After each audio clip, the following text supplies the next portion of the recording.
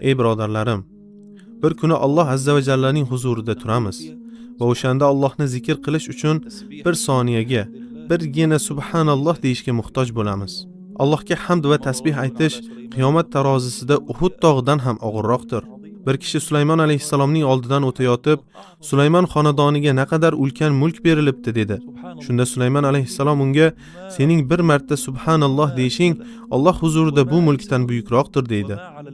Subhanalloh, bu so'z tilga naqadar yengil, naqadar oson va aytishga naqadar qulay. Lekin uning fazlini faqat tavfiq egalari anglaydilar. Allohga hamd va sano aytish eng ulug' ibodatlardandir. Sahl ibn Abdulloh aytgan ekan, mo'minning amal daftaridagi birgina hamd va tasbih u uchun dunyo tog'laricha tilladan ham yaxshiroqdir. Payg'ambar sollallohu alayhi vasallam dedilar, kim tungi namozga qodir bo'lmasa, dushman bilan urushishga ojiz bo'lsa, mol dunyosini Alloh yo'lida sarflashga baxillik qilsa, subhanallohi va bihamdihi ni ko'p aytsin. Chunki bu zikr Alloh uning yo'lida tog'dek tilla sarflashdan ham sevimliroqdir. Subhanalloh, valhamdulillah, va la ilaha illalloh, vallohu akbar.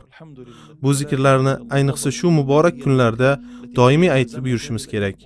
Allohga qasamki, bularning bittasi, faqat bittasining o'zi Rasululloh sallallohu alayhi vasallam aytdilar.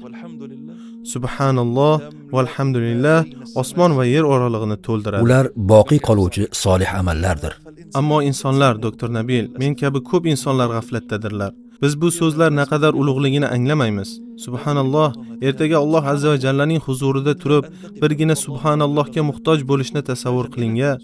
Lekin o'sha paytda na amal qilish va na uni anglash foyda beradi. Hozir faqat hozir qilgan amallargina tarozingizni og'irlashtiradi.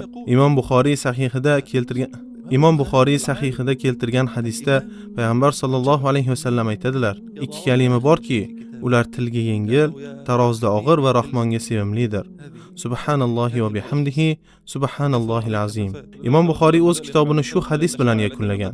Go'yo bu hadis butun kitobni xulosalaydi va shu senga kifoyadir demoqchi bo'lgan. Ya Alloh, tilga naqadar yengil, Rahmon nazdida naqadar ulug'. Bu zikrlar qiyomat kuni bizga suv va havodek zarur bo'ladi.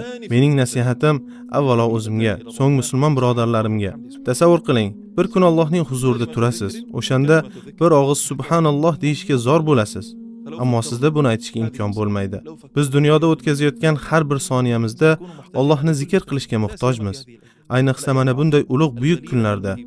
Ajab emaski, shu birgina subhanalloh deganimiz sababli qiyomat kunidagi holatimiz ijobiy tomonga o'zgarsa, shoyatki aynan shu bizni qutqarsa, jannatga kirgazsa va do'zaxdan xalos etsa, shoyatki savoblarimiz pallasining gunohlarimiz pallasidan og'ir kelishiga sabab bo'lsa, Allohga qasamki, bu og'ir ish emas. Shoyatki alhamdulillah, Allohu akbar, la ilaha illalloh foyda bersa, shoyatki la havla va la quvvata illa billah, shoyatki la havla va la quvvata illa billah najotimiz kaliti bo'lsa, qaysi biri sizning najotingizga sabab bo'lishini bilmaysiz.